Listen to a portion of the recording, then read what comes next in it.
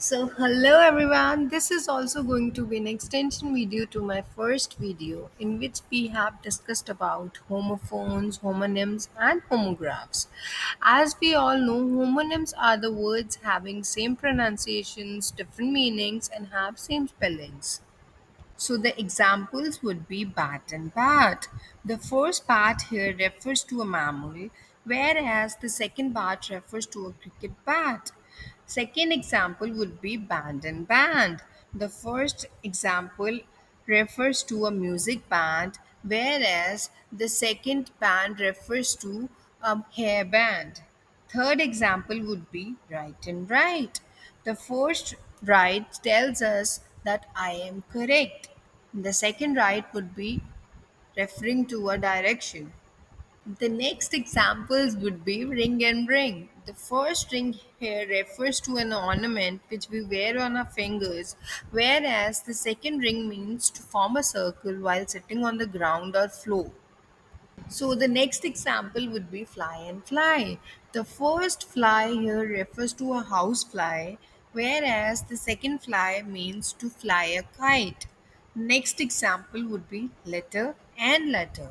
The first letter here refers to writing down a letter to someone, whereas the second letter is an example of the letter of an alphabet. Next examples would be palm and palm. The first palm here refers to a palm of our hand, whereas the second palm means a palm tree. Next example would be park and park.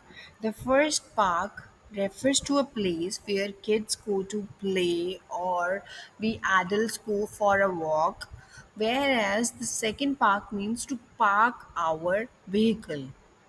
So the next examples would be ruler and a ruler. First ruler refers to a scale which we use for measuring purpose, whereas the second ruler refers to a person who has ruled on us, for example, king or an emperor. Next example would be sink and sink. The first sink here refers to a ship sinking, whereas the second sink refers to a wash basin sink. Next example would be tie and tie.